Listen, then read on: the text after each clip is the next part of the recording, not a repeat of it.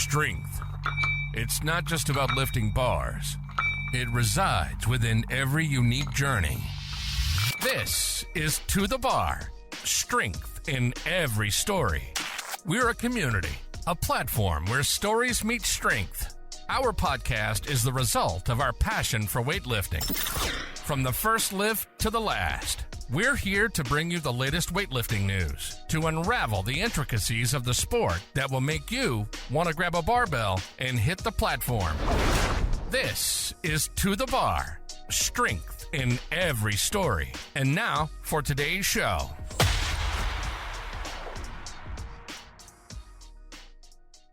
Again. Right. Welcome to the bar. Thank you. Welcome to the bar. I'm Aaron Holt. And I'm Jess Roebuck-Slaney.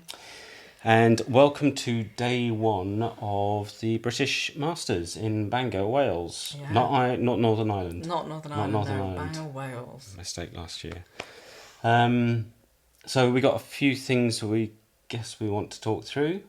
First of all, let's go through first day of lifting at the Masters. And it dawned on me that being M45, this is my last year of M45. Yeah.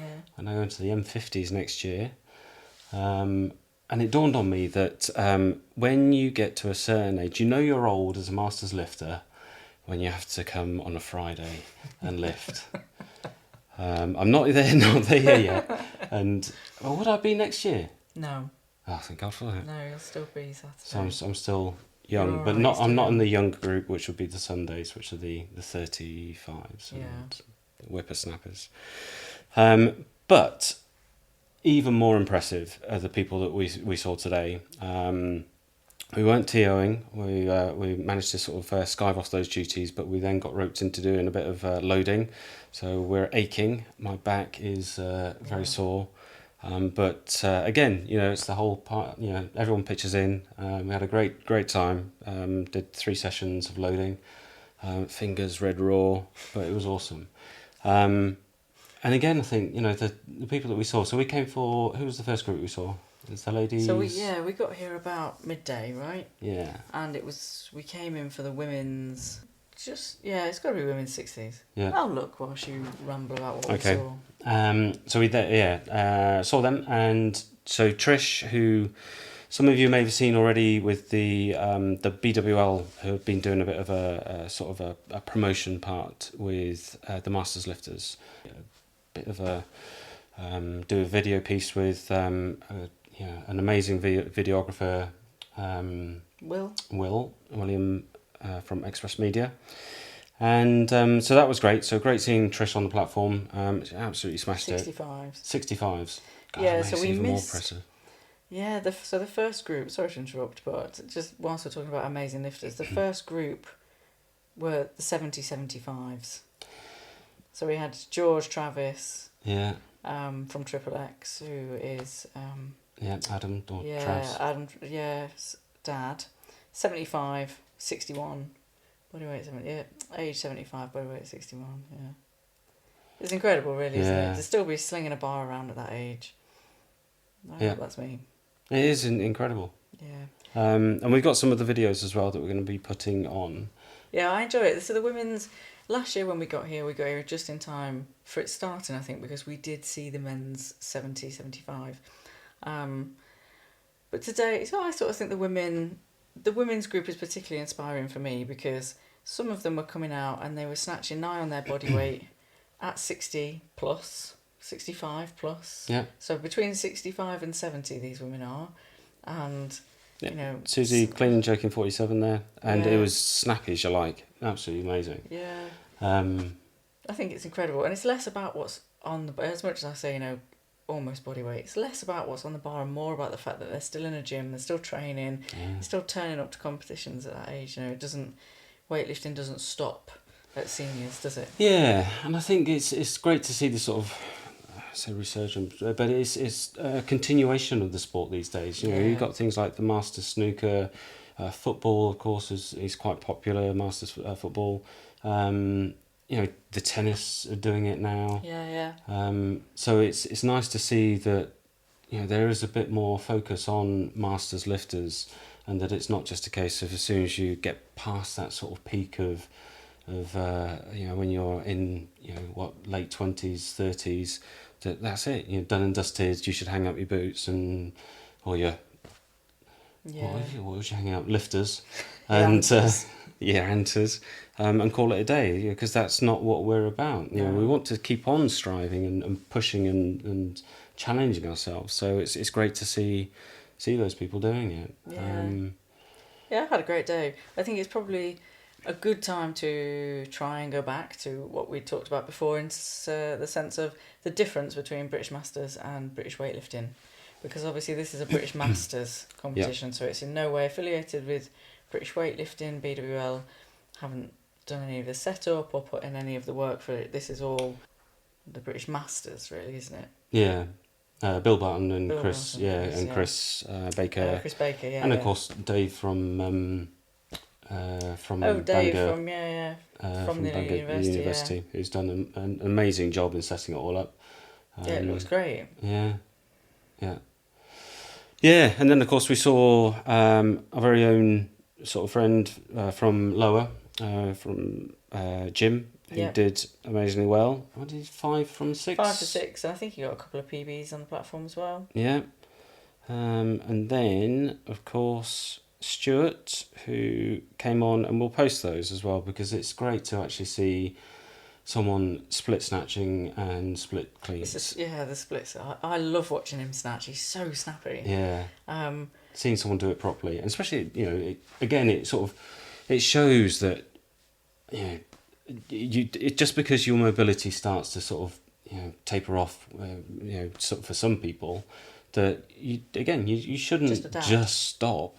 Adapt. I remember the first time I saw him, he was probably the first person I saw split snatch. I remember you saying, like, watch this guy, and me not knowing what to expect, and then I think that was here. Was it? It was at Bangor, and being completely taken aback by the split snatch. And then for some reason still not expecting a split clean. So when he cleaned it and he split as well, and that still throws me now. Even though I know he's going to do it, I watch the clean and don't understand how he gets under it in the split, but he does it so well. I could watch him lift all day. And the fact that he just has fun. I mean, if you ever watch him, he's always joking, playing the joker card. He's chatting to Bill or the speaker. He came over to us whilst we were loading and say, "What am I doing again?" What's he just about to do? Because that was on the clean that he did. What's that? It was the last one, 107. 107. 107 was his Split last one. Clean, and he came on all jokey. Yeah. Impressive. And I can't remember what he snatched, but it was over 95, wasn't it? Because we put the greens on with the reds. So he's a good lifter. Yep. We've seen quite a few good lifters again today, though, I think. Yeah. Yeah.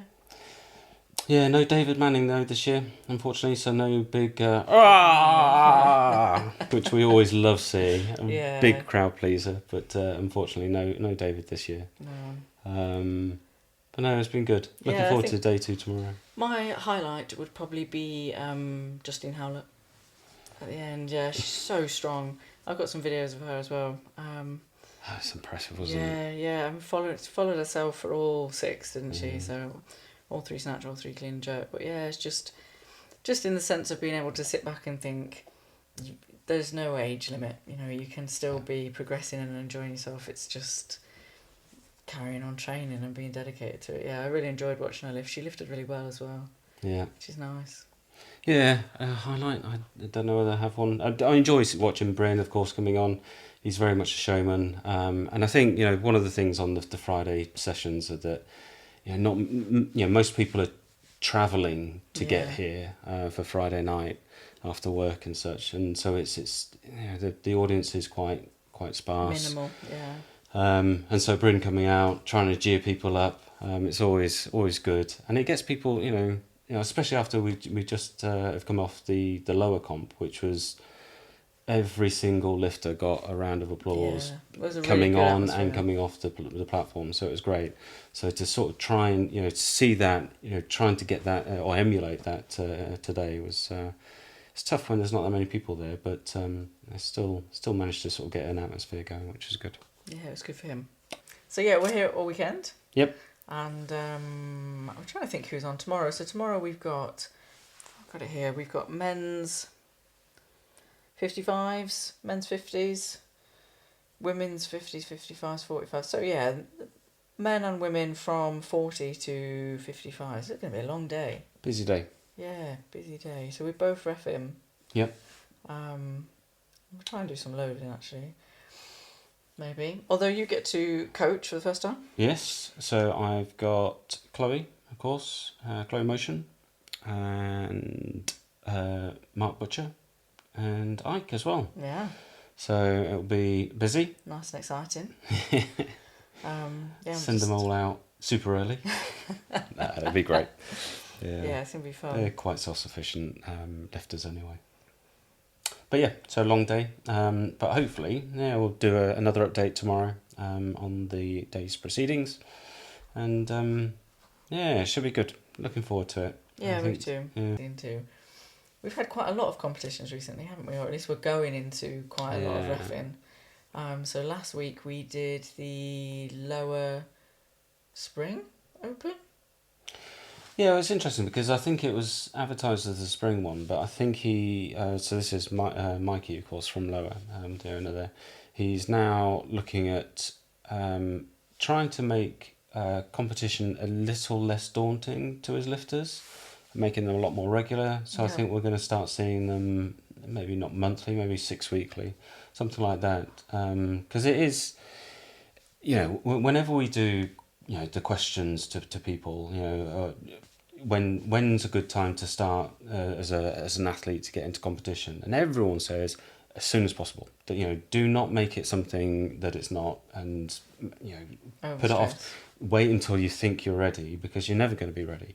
And so I think doing that, making it a bit more regular, which is what Mikey seems to be doing, just takes that whole daunting aspect of it. Hopefully, takes it away from new people coming into it, and makes it a bit more. Certainly as an athlete, I've known throughout my lifting that if you can really tighten down your routine, your pre-match nutrition, your warm up weights and things like that, get your routine nailed down and do that. Every single time you go into comp, it just becomes routine. Yeah. It makes it a lot easier. I think that's something Mikey does really well, though, in terms of the lower comps, because every time I go there, I see new lifters. So he's certainly able to pull in or appeal to the newer lifters. Yeah. I mean, the one we just did, there was the powerlifting couple there, weren't they? They were fantastic. They were so I can't remember their names, but Coggles. Yeah. Coggles something or other. He was a GB coach for powerlifting. It was great watching the move anyway. Yeah. But there's always somebody there that I don't recognise from anywhere else, and I've got a general eye for people that we've seen, somewhere in the weightlifting world. But they definitely seem to be more accessible. Those sort of inner London comps that ran a little bit more frequently, and that one last week was great, wasn't it? I really enjoyed that. The atmosphere and the running of it was really well done. Yeah, I think I've said that.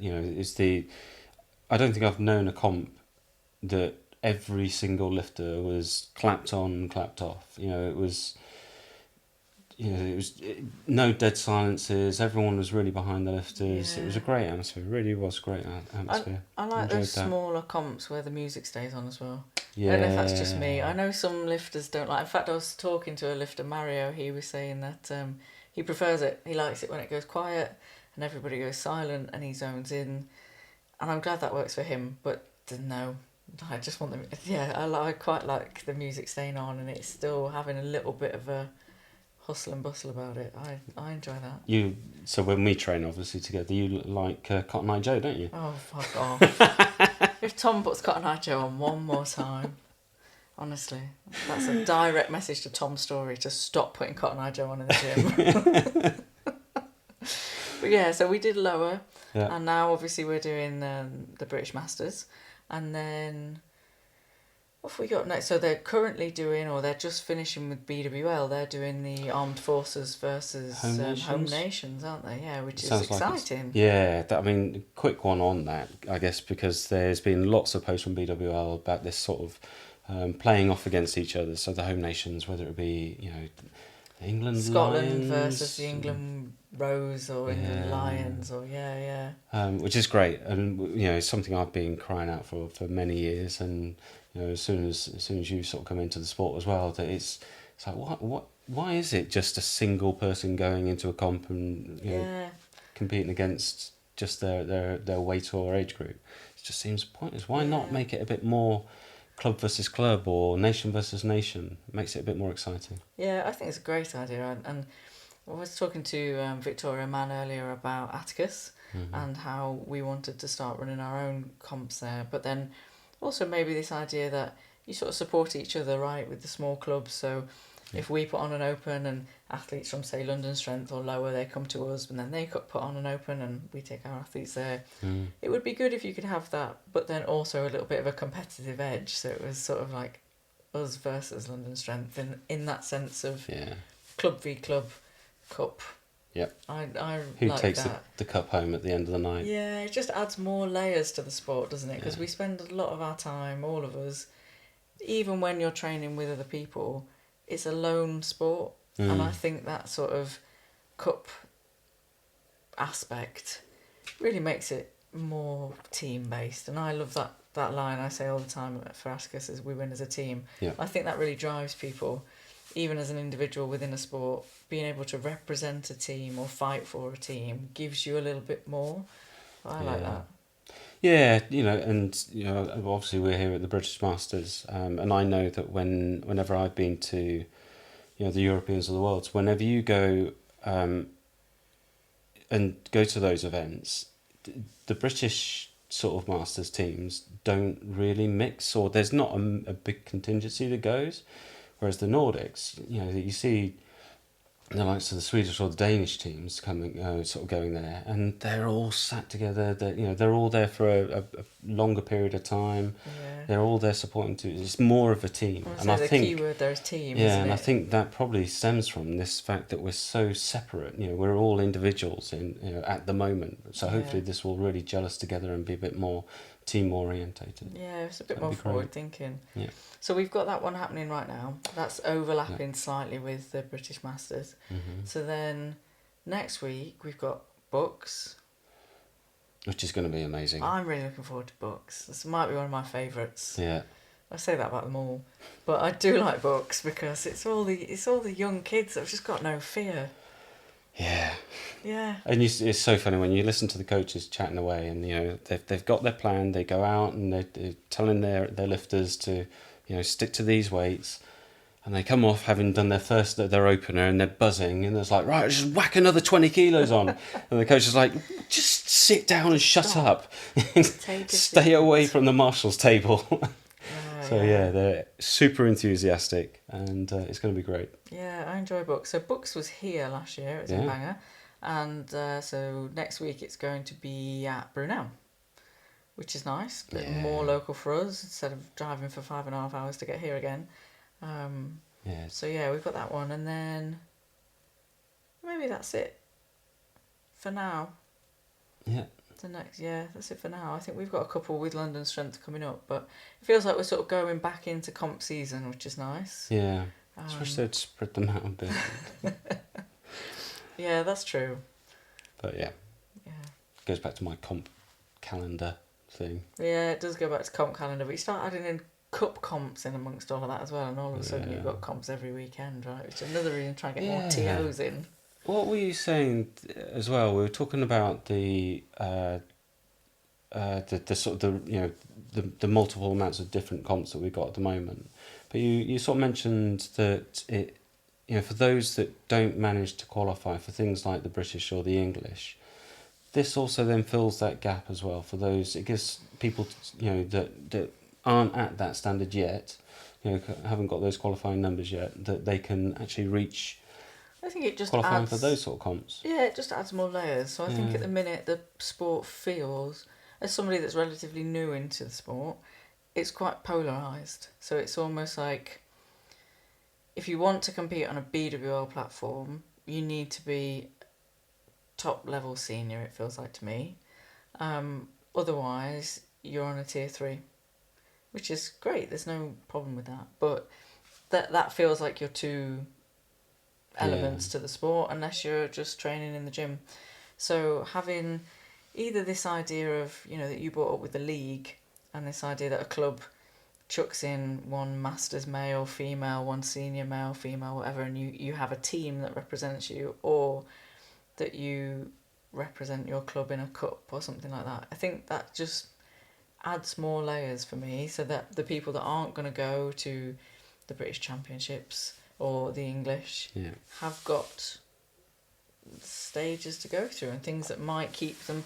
Some people might prefer competing for a team than they do competing for themselves. Yeah. So I like the idea of varying it a little bit like that, just to add a bit more dynamic. Mm-hmm. Yep, true. Yeah, it's sort of endless as well, because you could easily then split it up and do north v south. Really want that. Yeah, there's lots of options when you start looking at leagues and cups. You can have multiple different, which means lifters could compete across as many or as few as they like. Yeah, I mean, well, rugby, when I was a kid, it would be county, then you'd have, Southwest, Midlands, and all these sort of, and then, then nationals. So, yeah, it made it a little lots more... of opportunity. Yeah. Yeah, it's a good way to go. Yeah. Right, I'm just going to go get a glass of water. Back in a minute. Right, thank you very much. You look different. No changes. No continuity errors here. So, what are we going to talk about now? I think we are going to very quickly touch on the World Cup. Yes, in Phuket, in Thailand, which looked pretty amazing. Well, the crowds, not so much. Yeah, not as much as the European champs. Certainly not as much as in Armenia, right? There was a good crowd in there. Yeah, I've got a comment on those little white things they put on the chairs. I don't know why they annoy me so much, but they do. Yeah, they are. It's little white like covers. a wedding venue every single time, isn't it? Sorry, odd. The cushions in the way. It's your own fault for moving. You stayed exactly still like I did. Lazy. So yeah, it was the last qualification comp of the quad. So that means we have now got our top 10 for Paris, and we can start to try and think about who we might be seeing on the platform when we get out there. Yes, so a recap on the way that the Olympics is working, or for weightlifting, of course. They've really restricted, I think, for, I don't know whether it's obvious reasons, whether it's sort of the doping part, but also maybe the schedule. They've narrowed it, or really sort of tightened it down to minimise the weight classes, reduce the amount of numbers, reduce the amount of numbers that countries can actually take. So remind me again of that. So I think we're at 5 weight categories per gender, so that's 10 overall. Yeah. 120 athletes, 20 of which are sort of separate to your regular qualification because they're either home nation or host nation athletes. Automatic So spots, France, I think they have 4 automatic spots, and then you've got some universality and international quota spots basically for representation. So 20 of those are taken out straight away, which leaves us with 100 spots that can be competitively sought after across the 10 categories, so 10 per category. Yep. Obviously, each nation can only have 1 per bodyweight category, but then overall they can only take 3 females and 3 males, so 6. So if you think about China, for example, they might well have somebody who's qualified in the top 10 across all 10 categories, but they can only take 6 athletes to Paris. Which is crazy. Yeah, it's pretty intense. Yeah, I mean, I guess, so for the smaller nations, like us, it's a bit easier to sort of count. Yeah. But as you say, with the likes of China, Georgia to a certain extent, they've got a few people. Yeah. But USA, of course, very competitive. Team USA, yeah.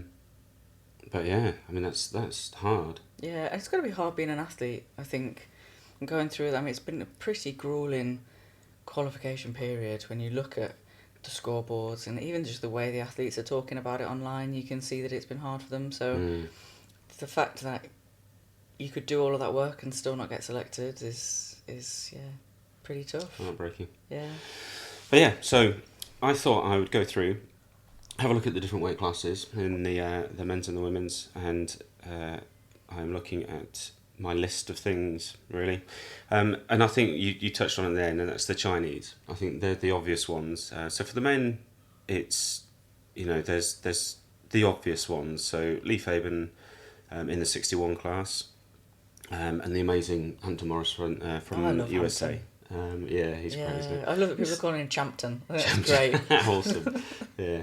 Young still, isn't he? I think he broke a junior record or something. Yeah, so he's still a junior, or maybe he's just come out of juniors, I'm not sure. But I say this to you every time, but I love watching his training videos because he's in like a Globo gym. It's like a pure gym, just cracking on. They have not even bumper plates. You know those crap plastic bumper plates they have in pure gym? Yeah, twice the size of normal ones. Yeah, but the fact that he manages to achieve all of that while just knocking on next to somebody doing a bench press, I think is really talent, It's either talent or it's a lot of hard work to get him to be as well performing as he is. He's nice to watch. Yeah. And of course the Italian Sergio Macida in there as well, who's a joy to watch.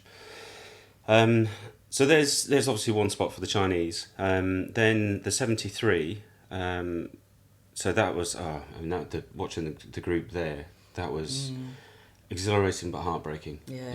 We've seen Ramet, who's been top of the game and top of the pile there for some time. I'm so sad that we won't see him in Paris. Yeah. He just always seems to really enjoy himself on the platform. I think he's one of those that just doesn't seem to take himself too seriously, and he's flexing when he comes off. But watching him miss that jerk broke my heart. Mm. Real shame. Yeah. But Shizhu Young there, of course, is in that group who's made his successful comeback, and I like watching him lift. But would you take him? You got the 3 spots, so I think that's a doubt straight away. He's not top of the pile by a long shot. So he's competitive, but podium style, but not top of the pile.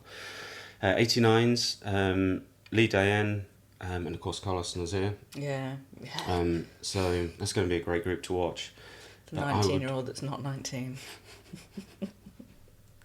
Yeah. I think I'd probably take Lee Dayan over. Yeah, for sure. Yeah. Yeah. The 102s, of course, then the other spot I would probably give is to the other Chinese lifter, Huan Hua, who is just obliterating that group at the moment, or that weight class. And then, so that's your 3, really. So Li Feibin, Li Dayan, and Huan Hua in the 102s. Which is, poor Shizhu Young. There's no place for him, but that's the way you got to do it. Yeah. 102s, of course, Lasher, and Minison, and a few others choosing not to lift. Yeah, so I wanted to talk about this actually with Lasher. I really want to see him in Paris, but I've got this nagging feeling that we just won't. Yeah. I don't know why.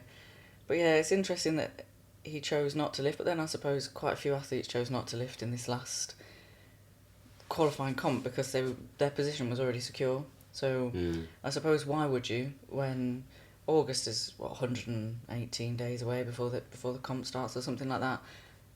It's not a lot of time really between the last qualifier and your peak performance, Olympics, getting on the platform. So and his song farewell type thing. His last one. So if he has got a bit of a dodgy knee, maybe it was the right thing to just turn up and weigh in, but it is a shame. And then moving swiftly on to the women, and this is where the Chinese have a massive problem because they are top of the board across all everywhere. weight categories. So we've got so the categories, of course, are 49, 59, 71, 81, and 81 plus. And they're by a fair stretch, they're sort of top of the pile. So we have women are insane though. Well, I was just going to say. So the insanely impressive Hu Jiwei, who she's just outrageous, isn't she? She's the one that you showed me earlier. Yeah. Yeah, I can't even think about her because she makes me feel very weak. Well, she clean and She's jerked. so small. Yeah, clean and jerked 120 in Phuket, which is just under 2.5 times her body weight. Jesus. Like 2.5 times. That's something, isn't it? Yeah.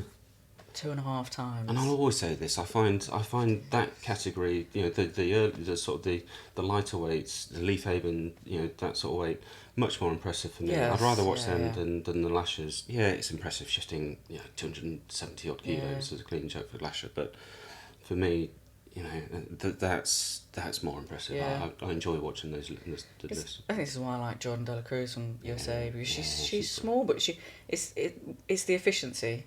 It's the moving. So I mean, you've got to have that base level of strength to be able to stand that back up or move with it. Even with the snatch, they've got to recover from the overhead squat. But getting under it, it's the efficiency to be able to move that rapidly that I just love watching. But yeah.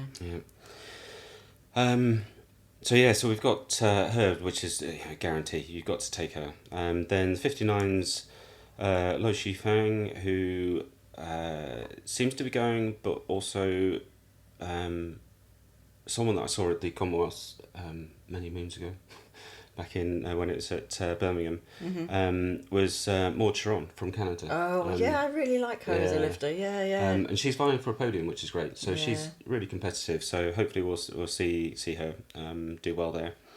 71s. So this is where I think they might ditch one of the lifters from China. I'm excited for this category. Yeah, and so this, of course, is Olivia Reeves, and Toma, and the Ecuadorian. Yeah, I mean, I love Toma. I've always enjoyed watching Toma lift, just for the snappy arms. Like, I know a lot of people don't like her, but she's just so intentional when she moves. I enjoy it.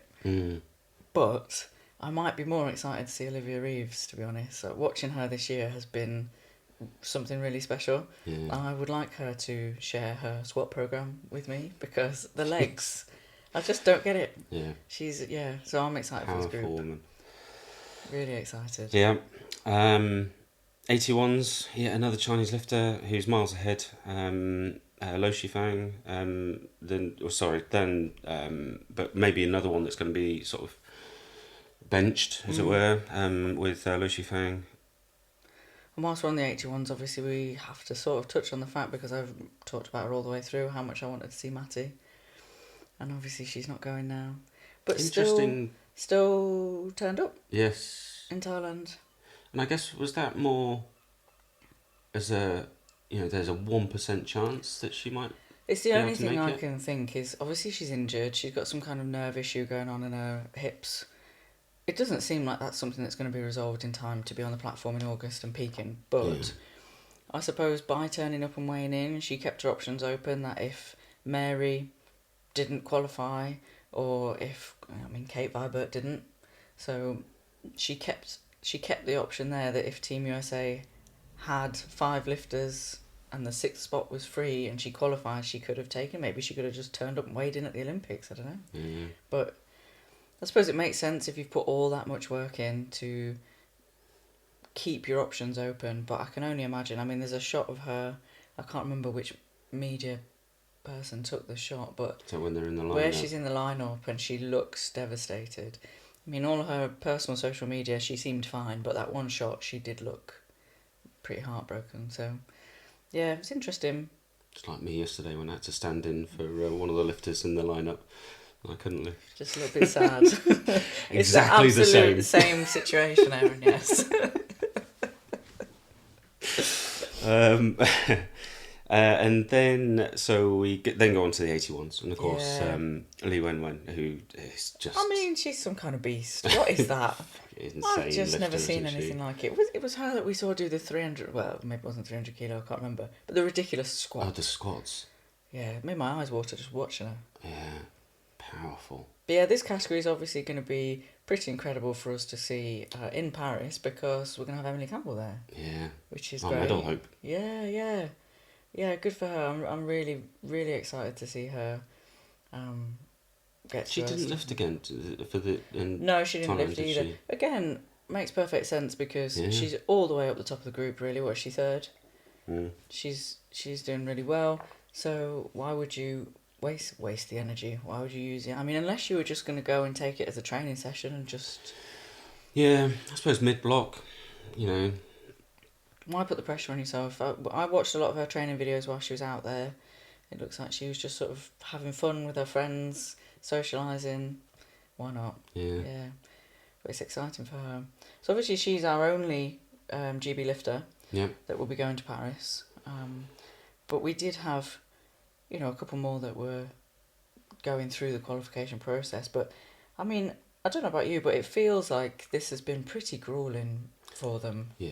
I mean, when you look at the scoreboards or the amount of bomb outs, injuries, it's been pretty intense. Yeah, I can't remember what episode we did, but I remember saying, you know, sort of, I don't know whether we showed it, but it was just all red. Bloodbath of red, wasn't it? Yeah. On quite a lot of the scorecards, and it's the same this time around. Yeah, with the World Cup's the same. So, yeah, there's something about the way they've done it. I mean, I refreshed myself this morning and sort of think the 4 IWF comps that were within the 7 qualification period were every 3 months. This was June, September, December, and then March. It's quite close together to expect people to be able to peak. And then I suppose the fact that it's the top total, so it's not a combined consistent effort across the qualification period. You know, you turn up, you're a clean lifter, you do your best every time, and we put everything together. It's a one total beats all. Sort of means that if you were down the bottom really trying to get into that top 10, you might have had to have really given it your all every single time to try and get 1 kilo better, 2 kilos better than the time before. Yeah. It's hard. That's got to be really hard when you're an elite athlete to be peaking like that. Yeah, and then, you know, not only that, but you're then competing against the spots that your national body has been allocated. So, you know, we've seen, you know, the likes of with the American lifters for the females dropping down weight classes or moving up. Yeah, Kate Barbert to get away from Olivia Reeves. Yeah, exactly. Yeah. And then all of a sudden, you know, you're having to compete against teammates. Yeah. So it makes it really difficult on them. Yeah. Yeah, it's been interesting and a little bit sad. Like, again, when we talk about... did you say his name? Ramat? Ramat, yeah. Yeah, it's sad. Anti-Antau, you know. Yeah. Yeah, that was... Yeah. Yeah, oh, a bit sad. I didn't want to mention that, but yeah, he's... yeah, you know, he's sort of... The way he bowed out, it was very graceful. I can't talk about it. Oh. But no. Yeah, it's sad. I think it's been difficult for them. So, I think for those that have made it to the platform, they deserve that little extra pat on the back. I think for getting through it all, that should be a win. The fact that they've sort of survived it, really. I wonder if they'll take anything from it and change the way they qualify, I and hope hopefully so. Increase the numbers again. Because it's been announced that it's at LA in 4 years' time. Yeah. So fingers crossed the IOC will increase the number count, maybe increase the categories again. Yeah. And then hopefully the IWF... I mean, you've got to try new things, right? So I don't know that it's necessarily a criticism of the IWF to say, I don't particularly think that this qualification structure has worked. But I can see why they did it in the sense of really offering that assurance that the lifters they were going to send are clean. So maybe it's just learning, and it's sad that it's come at the expense of some really great lifters, but hopefully lifters in the future will benefit from that sort of sacrifice, if you like, in the sense that we'll have something a little bit better. But yeah. So yeah, and then we absolutely did just get a drink and then come back here, so it's still Friday technically. With it now being Saturday morning, we are back off to the Masters again today. So looking forward to that. Busy day. Yeah. Reffing, coaching. Yeah. Hopefully not loading. My back can't take that again. Lord, my knees, honestly, they creak. I might do some loading just to get my hips moving again. But yeah, so we've got, I mean, there's 6 groups across today, right? Because there's 40, 45, 50 for the men and the women. Yeah. We've got Chloe, Ike, Mark. Can't think of anybody else off the top of my head that we personally know, like from our club.